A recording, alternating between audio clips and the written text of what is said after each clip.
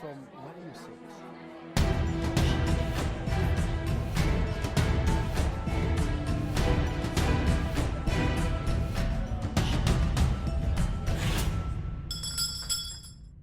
Welcome back to another exciting episode of The Trading Bell. My name is Maalika, Kazia. As always, thank you for joining us. Now, where am I today? I'm at the headquarters of the Barclays Bank, Kenya. And today, I'm going to be speaking to the Chief Executive of Barclays Bank of Kenya, that is Jeremy Awori. Of course, the bank has posted a 7% increase on profit after tax for the financial year 2018, and it's gone up to 7.4 billion Kenya shillings. So what are some of the factors around these figures, as well as what Jeremy has to say about other things that are surrounding the banking industry right now? We'll find out in our conversation, but before that, take a look at his profile. Jeremy is the Chief Executive Officer at Barclays Bank of Kenya Limited, a position he assumed in February 2013. Prior to joining Barclays, he served various positions within Standard Chartered Bank, among them CEO for Standard Chartered Tanzania, Regional Sales and Performance Director at SCB Middle East, South Asia and Africa, and Head of Consumer Banking in SCB UAE. He also served Standard Chartered as Executive Director and Head of Consumer Banking for East Africa. Jeremy has, in addition, lived and worked in the UK, North America, and Asia.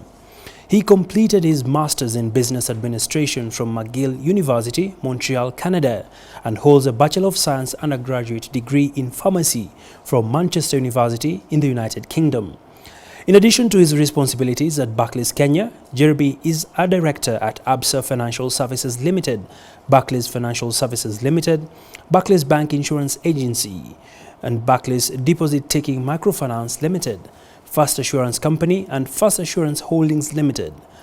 Furthermore, Jeremy is a board member of the Kenya Private Sector Alliance and a former chairman of the Kenya Bankers Association, where he sits on the governing council. He is additionally a member of the Young Presidents Organization and an Aspen Global Leadership Institute Fellow. Jeremy is married with 3 children. His hobbies include swimming and several other sports. Thank you so much for joining me, Jeremy. It's a pleasure to have you with us. Thank you.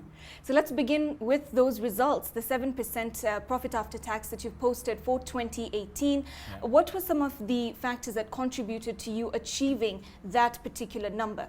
Yeah, I think the key things that were there and as part of our strategy was how do we grow our top line? How do we grow our revenue? And our revenue grew 5%. And even within the revenue, we looked at how do we grow that revenue? Interest income has come under a little bit of a challenge because of the interest rate cap. Yes. But we've focused on diversifying out our revenue streams and driving our fee income, which grew by 15%. Mm-hmm. And that's also due to the introduction of new products like Timiza, driving our foreign exchange income, our bank assurance business. These were all growth areas in our strategy. Then also what we've done is we've been very mindful and careful about our expenses. And our expenses on an underlying basis dropped by 2%.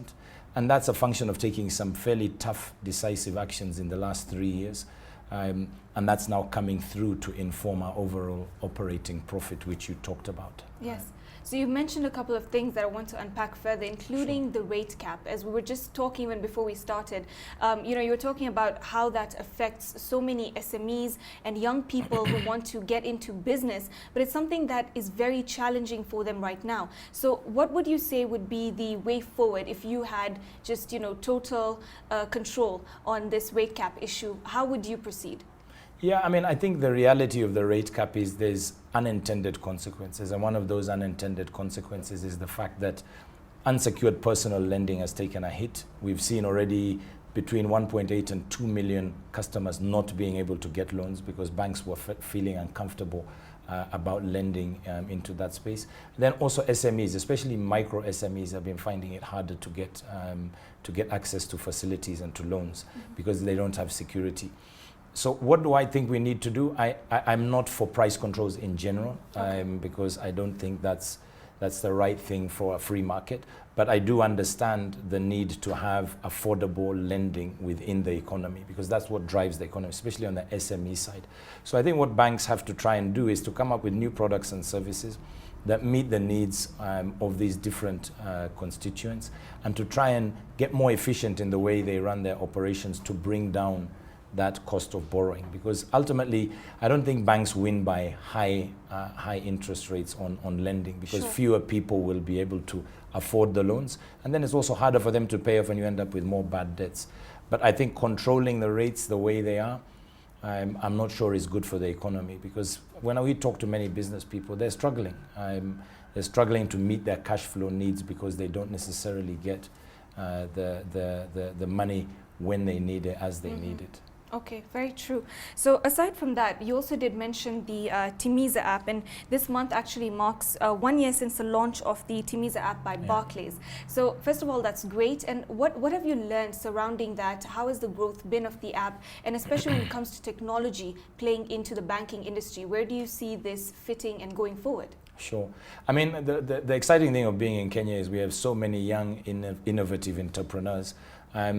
And we're able to come up with new tech solutions. And the Timiza app, it's a full mobile banking app, if you like, because you can not just deposit money in a current account, you can save money in our Zidisha part of it, where you get high interest rates, even for with no minimum balance, essentially. Yeah. But you can also get loans on the phone. You can open the account in less than 2 minutes on your phone. You can get the loan also. You can buy insurance. So there's a whole host of benefits. What did we learn? We learned a lot through the development of the product. We were pleasantly surprised at the speed of take-up. I mean, initially we had a target of 1 million customers. In the first year, we hit 3 million customers. Wow. Yeah, so it was much faster than we thought. But also what we came to realize is that we also have to keep innovating. I don't think that just because we've developed the product as it is, that it stops there. So we're already working on Timiza 2.0 and Timiza 3.0 because the market is competitive. And there's a lot of tweaking, and it uses a lot of data analytics to come up with the right level of credit to give different customers. So we're looking at all these aspects, but we're excited, and I think this is the future. It's around banking on the go, where the customer is on their terms, and being able to really help them achieve their own goals.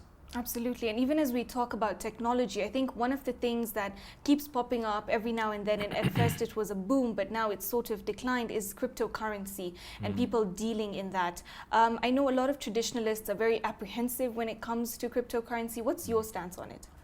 Yeah, I mean, I think we have to be clear. I think maybe people read a lot of articles of people who have made big gains on cryptocurrency, and maybe they invest without fully understanding the risks that go with it. And I think we have to be careful there. It's an area where there's a lot of emotional views around it, and people have different views, one from being very supportive to the others who are very tentative about it. I think the jury is still out a little bit, especially here in Kenya. Yes. Because the exchanges upon which you buy this cryptocurrency, how you move in and out, how sure are you that those exchanges and your store of your cryptocurrency is actually indeed safe? Because if you buy that cryptocurrency, it's stored somewhere as a ledger record, and then you go there and you find that company is no longer exists and you've lost everything, and we've heard of those stories. Yes, we have. It's very real. So I think there's more work we need to do as a banking industry. The regulator is also coming out with I think regulations and just guides for people, in terms of how we can manage this. But I think it also came with its own good intentions, which was to reduce the cost of moving money around, making payments, and that also covered across geographies. So there are many positives to it, in addition to what many people might see as negatives. So possibly just an area that still requires a bit more work to streamline, regulate, and because it's something that's relatively still new, especially when we come to Africa and Kenya. Yeah. So I like what you're saying about that. But as we talk about regulation, what are your thoughts about the regulatory developments in the banking sector, such as the mandate to possibly have the full disclosure on transactions over 1 million shillings? I mean, we've seen quite a few numbers coming out that, majority of Kenyan bank accounts don't even have that much. Yeah. Very less than 1% possibly. So what are your views on that particular, theoretically, of course, that coming through as a regulation? Yeah, I mean, I think we need to be, we need to look at it from multiple perspectives. Just by the world becoming more global, global regulations we can't ignore. And there's very real risks around money laundering, and that's why you see anti-money laundering regulations. There's very real risks around terrorist financing. And that's why I think you're finding regulators and governments want to see where money is moving, want to be able to identify genuine money moving for genuine purposes and money moving for other purposes. Yes. Now, given the focus on corruption and also the focus after the dreadful Dusit attack, money moved around to make that happen. Yes. Yeah, and not small money, big money. So that's why I think the regulators are saying to the banks, first of all, you have to know your customer. Who is your customer? What is their basic transactional needs? So you might have a customer who's moving around a lot of money, but it's within their course of business. Yeah. So there's nothing suspicious about that. But if a customer suddenly starts receiving large sums of money, sending out large sums of money, transacting large volumes of cash, in this day and age, we should be moving towards digital transfers. Because why do you need cash? We have M-Pesa, we have PesaLink. You can actually transfer money from one bank account using RTGS. Money is in the other bank account in less than 2 hours. So we have to ask, why do we need cash? Now, there still are purposes of that cash. And I think it's a balance between people feeling my privacy is being invaded. Yes. And also managing the safety and security of the financial system. We need to be mindful that the international financial system has expectations of us participating in it. If we don't have those controls, they can lock us out, and they lock us out through correspondent banking controls. Yeah. So every dollar that is transacted has to go through the US. If you think about the behind the scenes part of that chain, they have their requirements of banks sending out money. So I think it is a tough one. I know the regulators come under pressure. The central bank has come under pressure, but they're doing it for good reason. And assuming the transactions are genuine, I think we need to support them to make sure that we keep everyone safe. And the Dusit really showed that the financial system is an important part of making sure that money doesn't move to the wrong hands to fund the wrong types of activities. Absolutely, absolutely. And moving away from that, back to the focus on Barclays itself. Of course, it's a brand that's been around for over 100 years. You know, the heritage is very long, it's very strong, and we've seen that you're rebranding to the ABSA group, and hopefully tentatively by 2020, as we know. So what are some of the updates you can give us around that, and what are your expectations from that entire rebranding? Yeah, I mean, it's exciting in so many ways. I mean, I think, and this shows you how much change there is. I mean, obviously, Barclays was here for 100 years, and it's a brand that people love and care for and have known all their lives. But this is corporate change, I guess. And now we're moving to an exciting new chapter, which is to bring in the ABSA brand. Firstly, what I would say is, as a bank here in Kenya, we're listed on the Nairobi Securities Exchange. We're a standalone bank, solid, independently capitalized. So for us, the transition is more around how do we manage the rebranding? How do we take our customers with us? How do we introduce them to ABSA? So you'll see the campaigns saying this is who ABSA is. 42,000 employees, $100 billion balance sheet, yeah? More than 1,000 branches across the continent. And we're introducing them to that. Now, as we do so, the changes they can expect is more relevant banking, a bank that is for me, that understands me, because we're here as an African banking group. And what we will be doing is introducing more products like Timiza. Timiza did not exist anywhere in Barclays Group globally. Yeah, it did not exist in South Africa. This is an innovation from Kenya for Kenyans. So you will expect to see global innovations we bring as a group that will enhance customer experience. For me as the CEO, what I'm driving is customer obsession. And I think we have more to do as a bank to really make our products relevant to our customers when they need it, how they need it, at a price that they find is value, and also to help them achieve their own possibilities and bring their possibilities to life. So what we can expect is our branches over time will get rebranded, but we will tell our customers when that process will happen. We're upgrading our branches also, so that will improve the experience in terms of just changing the way we interact with our customers at our branches. We'll rebrand our ATMs, we'll rebrand our point of sale machines. All that process has to happen between now and June 2020. Okay. So you'll see a bit of work in branches happening towards the tail end of this year, and then early next year we'll start seeing more of that rebranding coming through. Fantastic. So clearly you have this whole plan all planned out. You're going to go in phases, steps, and achieve that final goal. And we wish you all the best in that. And of course, we'll be following that journey very closely. Thank you so much for speaking to us today on the Trading Bell and giving us insights into various factors surrounding Barclays as well as the banking industry. Yeah, thank you for having me.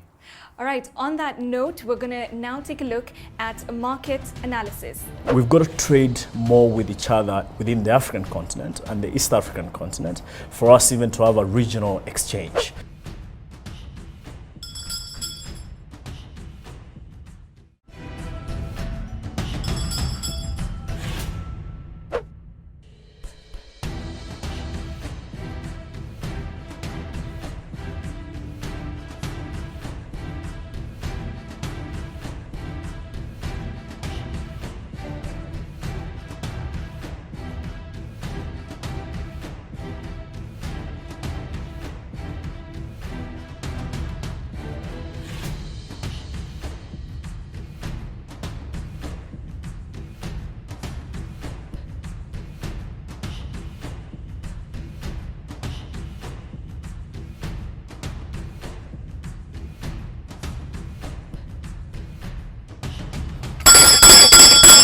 Time for the market analysis for this week, and of course some interesting insights coming out from that interview with Jeremy. Indeed, many thanks, Maalika. And right now we are still keeping it with Barclays, and we have with us the director in charge of strategy, that is Muthui, with us on the program. Thanks for being with us. Thanks, Abi. And looking at the NSE, and of course we run one of the most robust stock exchanges in East Africa. Of course, we haven't gotten to the level of Johannesburg Stock Exchange, but we are making some inroads, really. Perhaps what would be your view in terms of how the financial markets have evolved, especially for Kenya? Yeah, no, that's a very good question. I think naturally financial markets tend to follow the evolution of economies. Yes. So financial markets cannot get more sophisticated than the way economies are sophisticated. So there's that natural evolution path.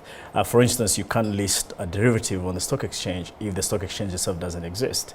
So if I just draw parallels between ourselves and, let's say, the New York Stock Exchange, the first derivative traded in that market about 35 years ago. Mm-hmm. So clearly you can say our stock market here has a way to go. If you look at the volumes they trade, it's a market of about $30 trillion, which is almost 1.5 times the US economy. Our market here is about $23 billion, which is about a third of our economy. You have 3,000 companies listed over there. We have 65. About 7 of our companies control 80% of the turnover in this market. So still very nascent. But I think what's encouraging is to see the path at which our stock market is growing. There are really a number of challenges which I think we must solve. One is on the supply side. How do we get more companies to list? Naturally, what happens is you have to grow with small businesses to become medium-sized businesses, well-governed and well-compliant before you list them. So I think there's a way there in which we can help companies list en masse. Right. There's also the fact that banks fund about 85% of this economy, and capital markets fund about 15% compared to the inverse in developed markets. So how do we delink banks away from the economy to allow capital markets to play a role? Then the second challenge is on the demand side, which is essentially investors taking positions in our financial markets. You still have our market with 63% of foreign investors. We know capital is only loyal to return, so whenever rates go up in developed markets, you see capital moving out. We need to deal a lot of education on the individual investors. I was just looking at some statistics earlier where 1 billion shillings a day is going through betting companies. Imagine 1 billion coming through the stock market, because it's a less risk venture if you think about betting and the stock market.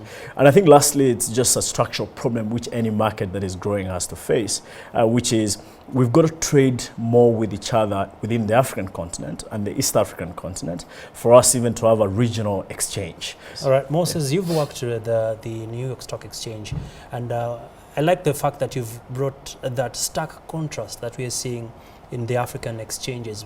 But really, where do we get it right, especially when it comes to the government has indicated that they would like to privatize some companies which eventually could list, and one of the companies in mind is the Kenya Ports Authority. Yeah. And there's a list of about 5 other companies. But are we ready to cede control? Because that has been one of the emerging themes around why people are not very quick to list, especially within the African context. Yeah, no, I think it's a bigger problem than that. I do feel like, having worked in the US for that time, the driver of economic growth and economics is the private sector. So public sector handed over that mantle to private sector many, many years ago. We still have scenarios in Kenya and across the continent where the public sector still drives the economic engine of our nations and our economies. So until there's proper handover from public to private sector, these structural problems will be there. I hear you are, and part of it is privatization. I think that's where it begins, where you see public companies being privatized to move control to public sector, and public sector really driving the growth of these economies. So that's one. I think the second one is, how do we make it easier for growing companies or existing companies in these economies to list?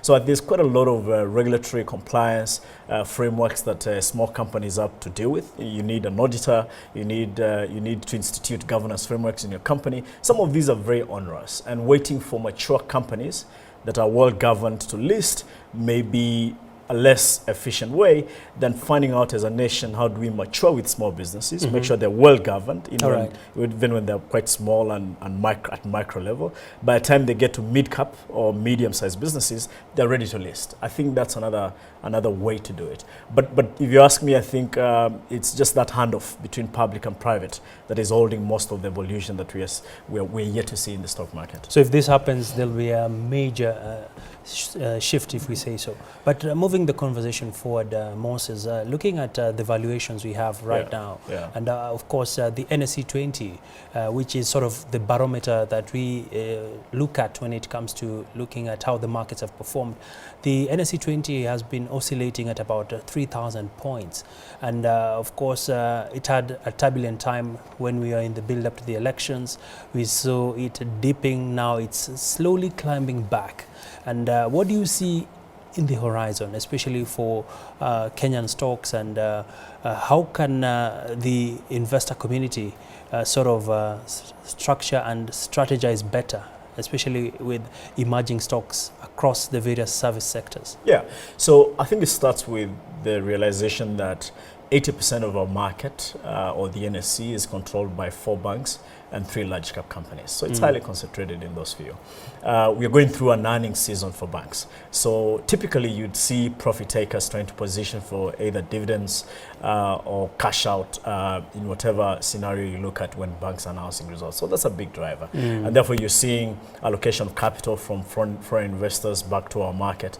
And if you look at the other large cap, which is Safaricom, it's a highly traded stock held by foreign investors. It touched low 20s. We are seeing valuation guidance of about 27, 28. So there's an upside. So therefore, capital is going to, allocation is going to increase in that stock.